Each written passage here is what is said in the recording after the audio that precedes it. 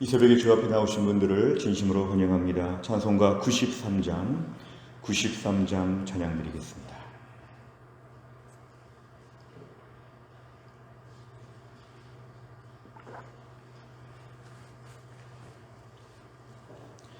찬송가 93장입니다.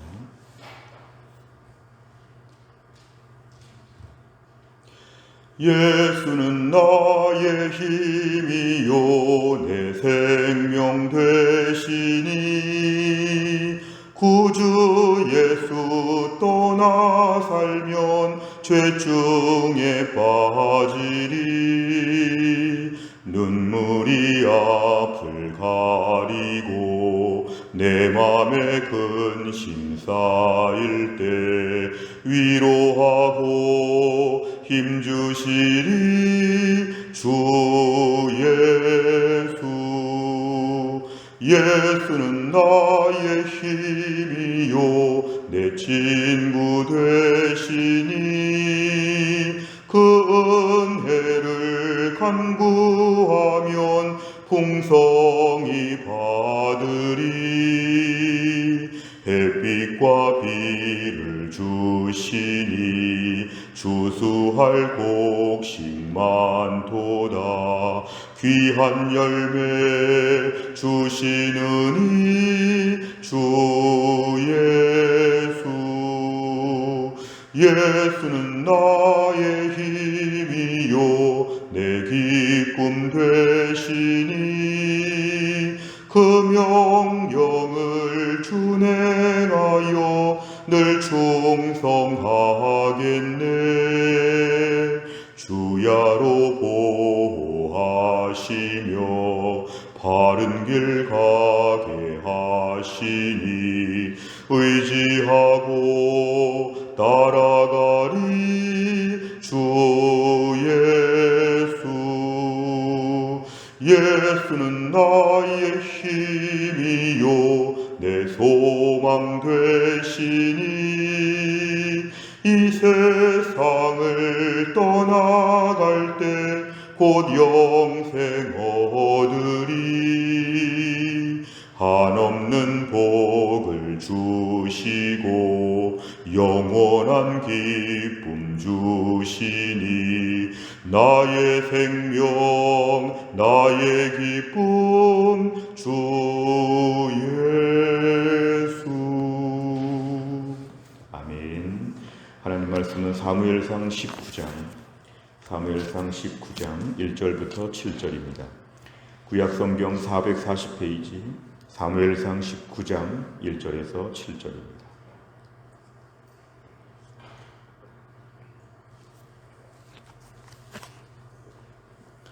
사무엘상 19장 1절부터 7절까지 말씀 저 한 절씩 교독합니다.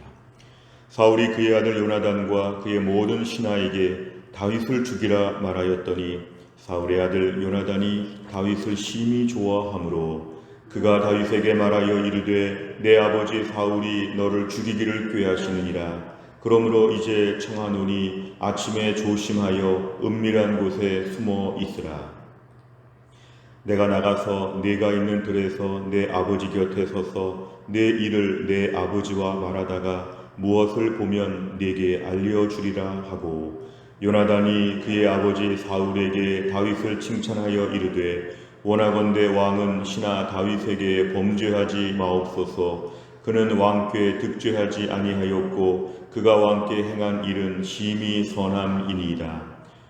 그가 자기 생명을 아끼지 아니하고 블레셋 사람을 죽였고 여호와께서는 온 이스라엘을 위하여 큰 구원을 이루셨으므로 왕이 이를 보고 기뻐하셨거늘 어찌 까닭없이 다윗을 죽여 무죄한 피를 흘려 범죄하려 하시나이까.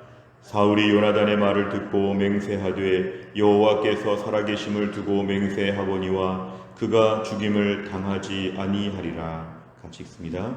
요나단이 다윗을 불러 그 모든 일을 그에게 알리고 요나단이 그를 사울에게로 인도하니 그가 사울 앞에 전과 같이 있었더라. 아멘. 오늘 본문의 말씀을 보면 이제 사울 왕은 골리앗과의 싸움에서 이기고 블레셋과의 전쟁에서 큰 승리를 거둔 이후에 이제 시험에 빠지게 되었습니다. 이제 드디어 다윗을 경계하게 되었는데 오늘 1절에 보니까 이 경계하는 정도가 아니라 죽여야 되겠다고 결심합니다. 자기 아들 왕자 요나단과 모든 신하라고 하는 것은 국가의 모든 공무원들에게 다 말한 것이죠.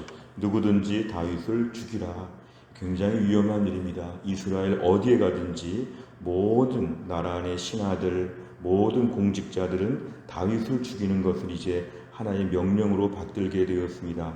매우 위험한 상황이 지금 펼쳐진 것입니다. 모든 신하가 다윗을 죽이도록 다 이제 뭔가 일을 하게 됐습니다. 아마 현상금이 붙어 있고 여러 가지로 많은 혜택이 있는지 모르지만 이제 다윗을 살해하라고 하는 무서운 명령이 전달되었습니다. 자, 그럴 때 바로 그의 아들 요나단, 사울의 아들 요나단은 다윗을 심히 좋아했다.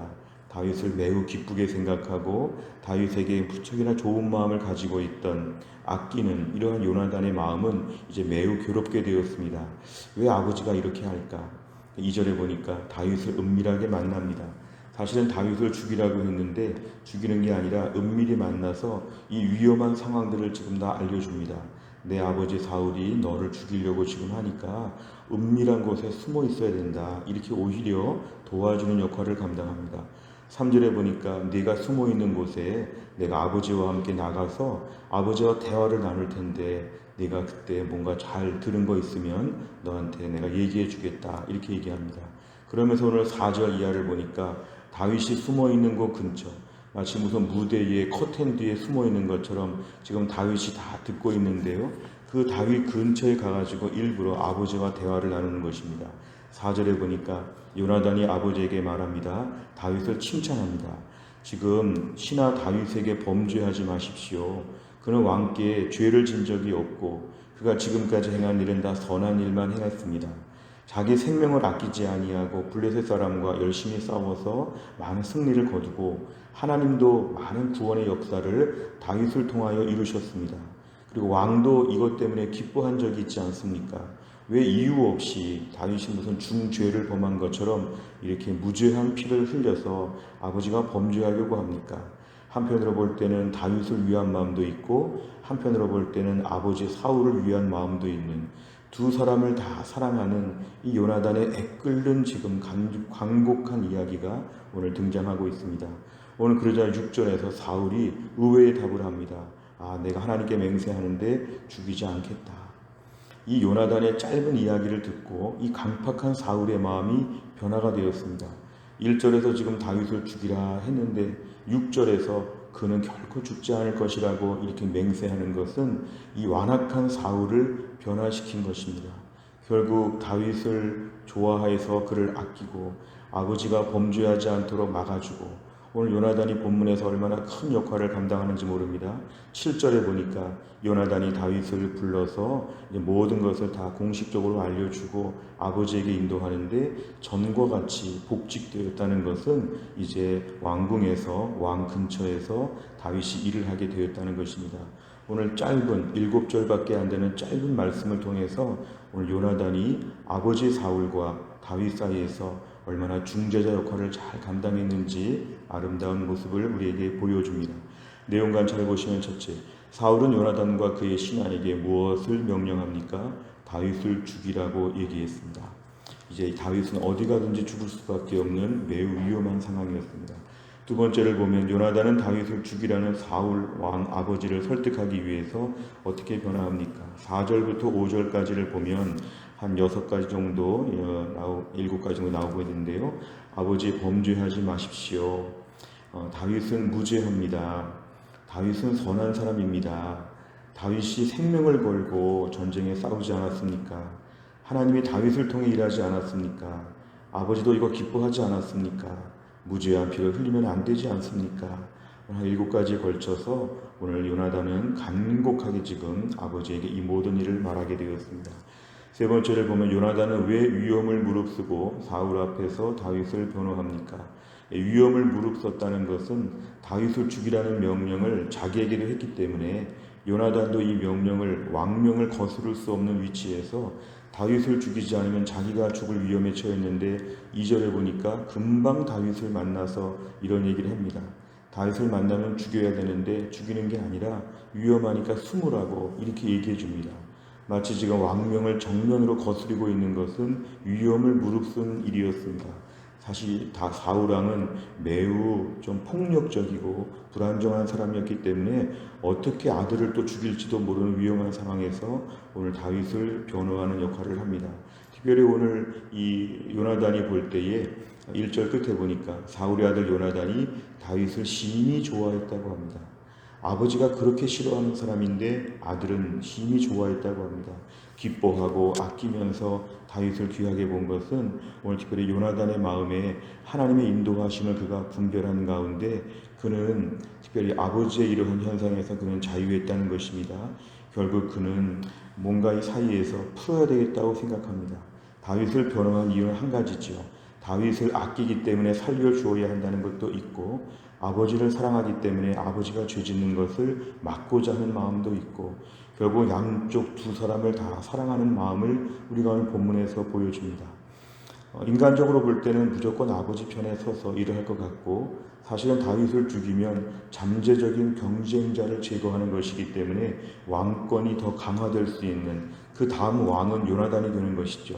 그러나 그는 이렇게 생각하지 아니하고 다윗을 아끼고 그리고 아버지를 아끼는 마음에서 중재자 역할을 잘 감당한 것입니다. 오늘 그 결과를 통해서 알 수 있는 것은 아버지는 6절처럼 회개하고 새 사람이 되었고 7절처럼 다윗은 왕궁으로 인도가 되었고 아주 베스트 상황이 지금 되었다는 걸 알 수 있습니다. 우리가 오늘 본문의 말씀을 통해 좀 묵상해 볼 주제는 우리 주변에 불편하고 어려운 사람들이 있을 때 두 사람을 다 사랑하는 마음이 있다면 둘 사이에서 화평의 도구가 되게 하여 주시옵소서. 이럴 때 어느 편에 붙을까 어느 쪽에 설까 이걸 고민하기보다는 하나님 둘 다 하나님 붙잡아 주시옵소서. 오늘 본문에 사울을 아버지를 사랑하고 다윗을 사랑하고 이 애끓는 심정으로 말한 요나단의 마음이 이 시대에는 많이 필요합니다. 뉴스를 보면 진영 논리에 따라서 보수와 진보와 자기 입장에 따라서 수많은 갈등들이 등장합니다. 어느 집단에 가나 계속해서 말세에는 사람들이 싸우는 일에 익숙합니다. 매일매일 호전적입니다. 그러면서 모두가 다 험악한 세상을 스스로 만들고 있죠.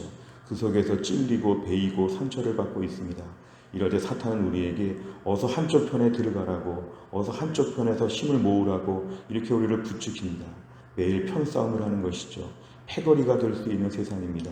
이럴 때 우리에게 요나단의 마음을 허락하여 주옵소서. 화평의 도구로 쓰임받게 하여 주시고 주여 나를 평화의 도구로 사용하여 주옵소서. 오늘의 기도 제목입니다.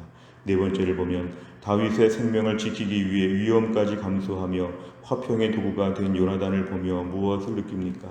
오늘도 우리의 삶 가운데서 불편한 사람들 사이에서 내가 오늘도 중재자 역할을 잘 감당하게 하여 주옵소서. 거친 오늘 본문의 사실은 다윗의 입장에서는 매우 억울하죠. 왜 나를 죽이려고 하는가? 사울의 입장에서는 얼마나 얄미웠는지 사실 이러한 마음의 복잡한 상태 가운데 요나단 같은 마음이 필요한데 과연 우리가 오늘 이런 일을 감당하고 있는가? 안 좋은 말을 들었을 때 그 속에서 은혜롭게 풀어보고 좋게 만들려는 마음이 있는가? 아니면 흥분하면서 같이 싸우려고 하는 마음이 있는가? 나는 사울 편, 나는 다윗 편 이렇게 오늘 갈등을 일으킬 것인가? 오늘 본문의 겉으로 볼 때는 다윗만 아끼는 것처럼 봤지만 오늘 저는 5절 말씀을 통해서 아버지 사울에 대한 이 아들의 애정을 알 수 있습니다. 결국 오늘 요나단은 중간에 서서 아버지와 다윗 사이에서 모두를 아끼는 마음, 사실 오늘날 우리에게 이런 것이 많이 필요합니다. 나는 주변에서 이럴 때 어떻게 행동했는가? 주님 중재자가 되게 해 주옵소서. 기도 제목입니다. 다섯 번째를 보면 내가 관계가 안 좋은 사람들 사이에서 화평의 도구가 된 적은 언제입니까?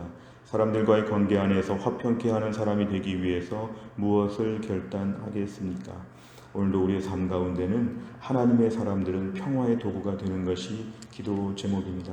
내 삶 가운데 오늘도 괜히 남의 일에 끼이고 복잡하게 하고 괜히 누군가에게 또 미움을 받고 사실 오늘 이렇게 얘기했을 때 6절에서 사울이 요나단을 크게 오늘 화를 내면서 아마 창을 던져서 죽일 수도 있었죠.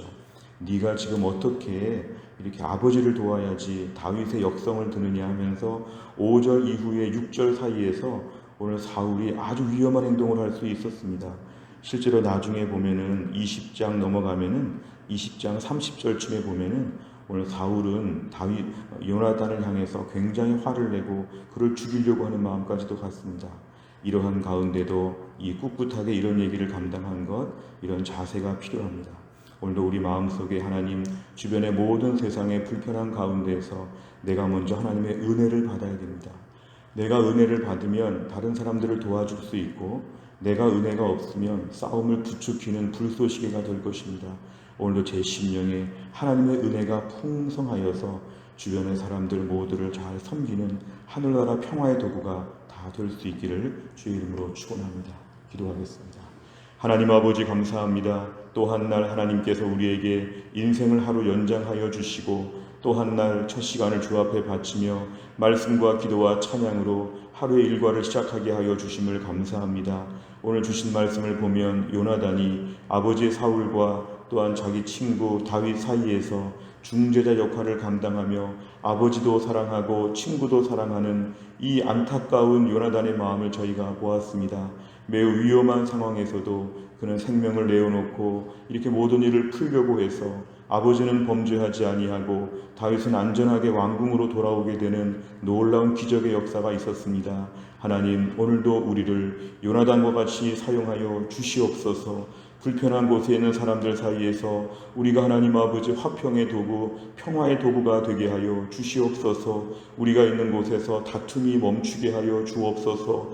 우리가 있는 곳에서 갈등이 하나님 완전히 없어지게 하여 주시고, 우리가 먼저 심령에 은혜가 가득하여서 내가 은혜로운 심령으로 누구를 만나든지 간에 풀어줄 수 있는 마음, 그 마음의 불편함을 녹여줄 수 있는 마음, 결국은 이 시대 가운데 수많은 요나단이 될 수 있도록 저희들을 사용하여 주옵소서. 또 한 날을 시작하며 주님의 은혜를 구합니다.